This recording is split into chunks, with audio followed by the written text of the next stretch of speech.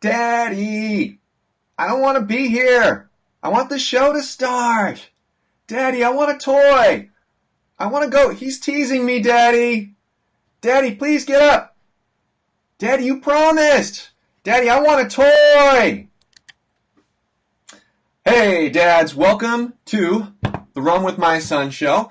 This is a place for dads who are determined not to let the headwinds of life push us off that path to a heart-to-heart relationship with our sons.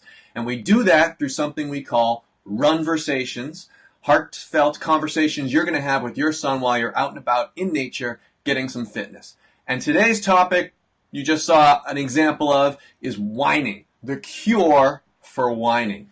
Now, you probably already know what it is. I probably don't need to define it for you. But whining is that high-pitched, fingernails on the chalkboard sound that your children make when they absolutely must have something from you, and they've got to have it right now. And it's a problem that all of our households face at some point, and it's not necessarily just with the young kids either. It continues into their older years if not addressed properly. So that's what we wanted to talk about a little bit here today, give you a few ideas and pointers that you might be able to use in your own households to tackle this problem.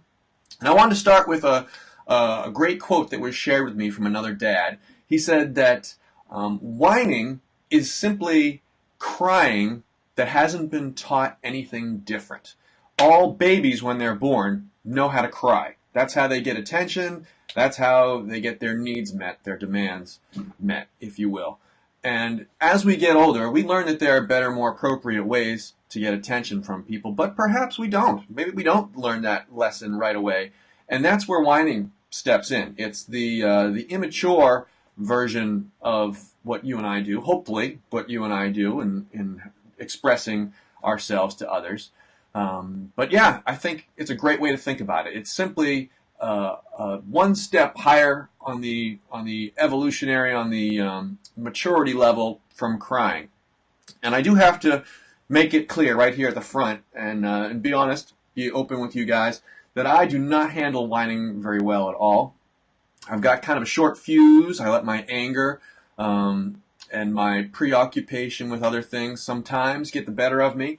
And so my response to hearing whining, that high-pitched sound in my ears from my children, isn't always the best response. I jump to what is my pre-programmed daddy mode, anger, basically, and using a stern voice, using a loud voice to shout it down. And that's not necessarily mature either, but I just have to be honest with you, and maybe you're in the same place, dads. But I'm trying to learn, and I've been gathering a lot of advice all week long from many of you dads, and I hope that what we learn together will really help. So this first point is to listen and not to yell. I think I've watched in the 9 years that I've been a dad how yelling has diminishing returns. Perhaps at first, when they were their very youngest, yelling snapped them to attention and got their minds, their pattern disrupted, so that their focus went off of whatever it is they're whining and demanding and onto daddy, who's now perhaps the bigger threat with his loud voice and his angry tone. But as time goes by, they learn that your bark really is worse than your bite. And that tactic has, as I said, diminishing returns. It's less and less effective. And you're certainly not going to be able to get away with that, into the teen years. They're just going to, watch you make a fool of yourself in public, if you try to use that stern voice with them on the sidelines at their big football game or something. So, dads, you know that it's a temporary fix at best. A better one is to listen. Now, the first step in all of this is awareness. Know what your trigger is, the whining, and know what your natural response is. I know that mine is to snap into anger mode and to try to shout it down and to try to insist on full obedience to daddy. And knowing that is helpful because there is, and these are words shared to me by another dad, there's an observable split-second opportunity where you have a choice of how to respond when you're triggered, if you're aware. And usually we're going to go to our pre-programmed response. I told you how mine is anger. So you got to really practice finding that moment and observing yourself to know, oh, I'm starting to get angry here, and that allows you to correct course and to try something different, maybe something more effective. So if you're an observer of yourself, you can see that pattern in your own behavior. And you can take a breath and slow down and simply ask, what is it you need from Daddy right now? Little kids especially have big emotions, and they don't necessarily know how to handle it. They might have a little question, but they don't know how to delay their gratification. They need to know right now. And they want you to know how they're feeling, and they want you to know that they're sad or that they're lonely or that they're whatever it is that they need your attention for. So oftentimes, you can disrupt the whole whining process just by listening to what that need is. Are you feeling sad right now? Do you need someone to give you a hug? I know you're frustrated. It's tough. Even just relating and explaining how you understand can go big. Can give you big paybacks. So when they're small, maybe just picking them up, to help them stop crying. Or I've been successful tickling, my middle son in particular. He responds to that, and switching his mode into laughter and maybe giving a joke doesn't get rid of whatever the need or desire is, but it lets him take a breath and re-express it to you with words. Which leads us into the next tip, which I heard from many parents, and I love it. It's something that won't work with older kids, but if you've got younger kids, explain to these kids that, I'm sorry, I don't understand what you're saying. You're speaking a whole other language to me. You're speaking Whiniese. Daddy doesn't speak Whiniese. Huh? And to make a big show of playing how you don't understand what they're saying. And so now they begin to realize if they want to be heard, they have to stop and restate what it is in a normal tone of voice, in a composed, they need to use their words. And you can say that very sentence. Use your words. Explain to Daddy what it is you want. Even if you already know what it is, because you're trained to understand your child's whinies, pretend as if you don't. And get them to restate what their need is. Even if you need to, walk away, go have a seat, and start reading a book until they come back to you and speak in English, the Queen's English. All right, so encouraging them to speak in proper words, but also accommodating them as much as possible. Unless they're asking for the 5th toy that they've asked you for this week, you know where to draw the line, Dad.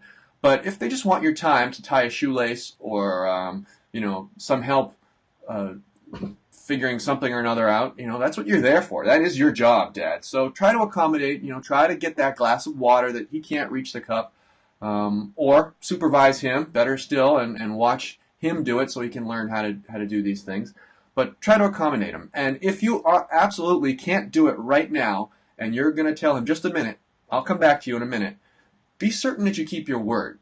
Because a good percentage of whining is exacerbated because Dad promised he was going to come do something, and a whole 60 seconds have gone by, and Daddy still hasn't done it yet. So make it clear, all right, right now, Daddy's in the middle of something. I'm just a few seconds away from being able to come and help you. Let me finish this, and then I'm going to come and help you. And then you got to deliver on that, Dad. You got to be true to your word, because it's only going to make the second round of whining that much louder and crazier. All right, a couple other ideas you can try. A reward system, and this one also is great with any age. All right, tell you what, if you stop pestering me now, and this is me speaking to an older child, about wanting me to come and repair your bicycle, because I can't do it right now. Just contain your whining. Let's put that off. I promise you that not only will I fix your bike this weekend, but we'll go on a little ride together if the weather's nice.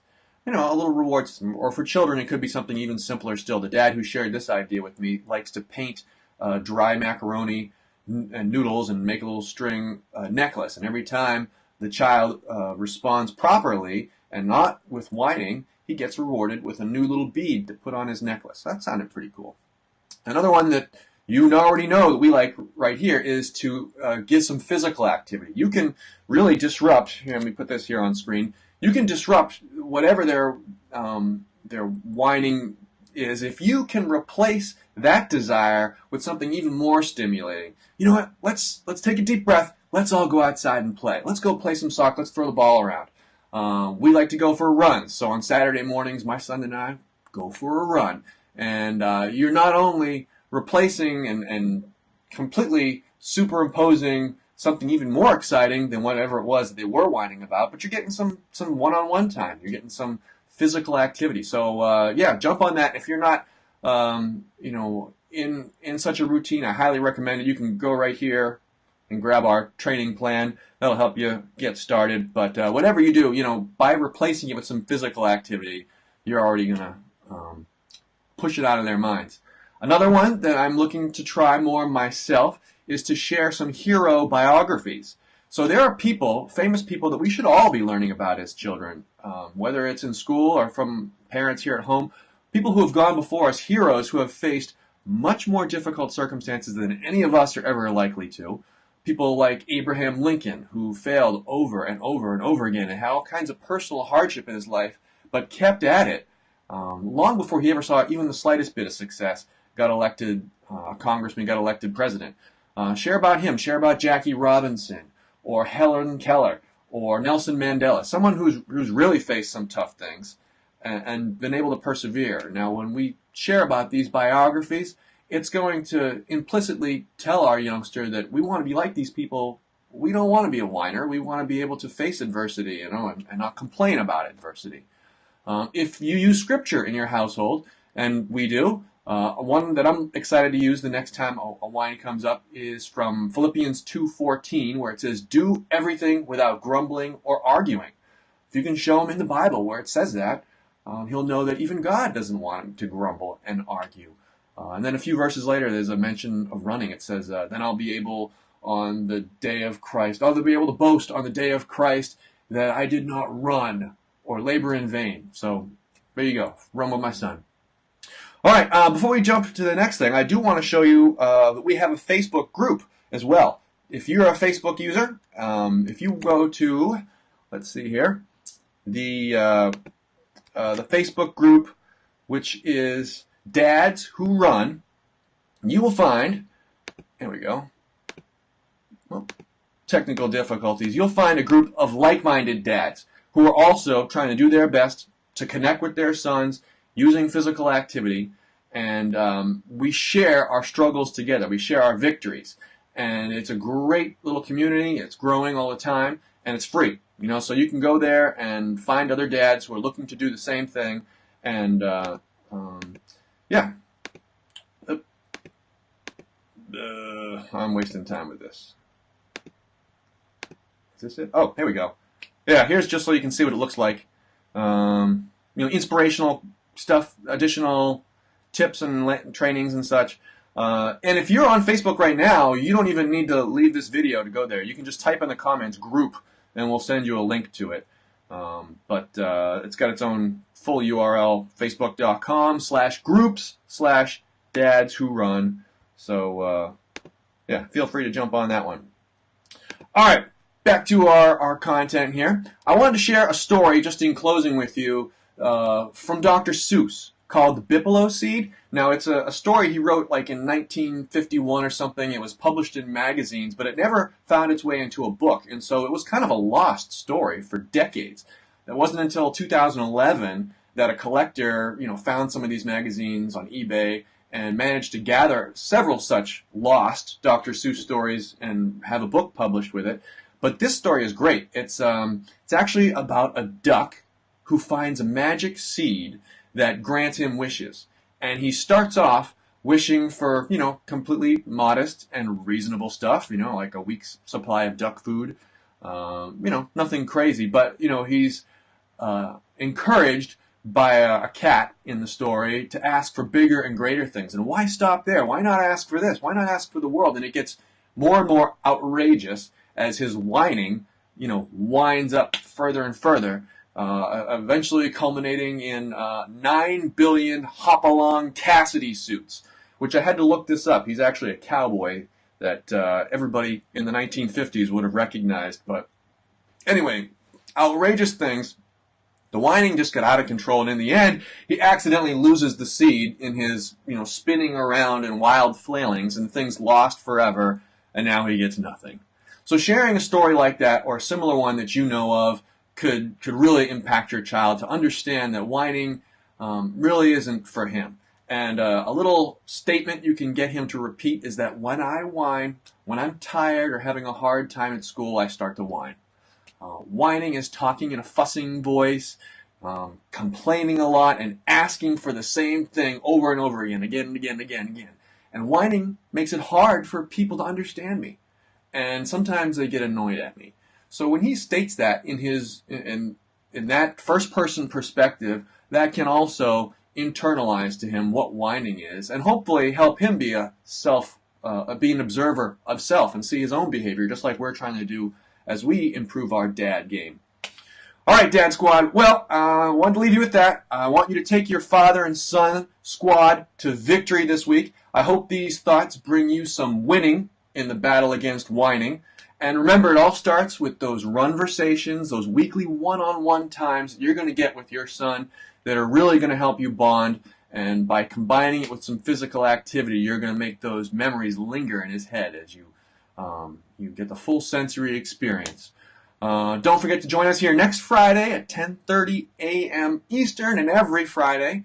And we look forward to seeing you in the Facebook group. All right, thanks again. Bye.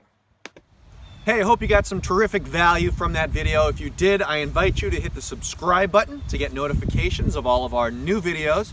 You're also welcome to watch one of our popular back episodes, and you can always visit our website, runwithmyson.com, for a free Couch to 5K training plan that you can run together with your son.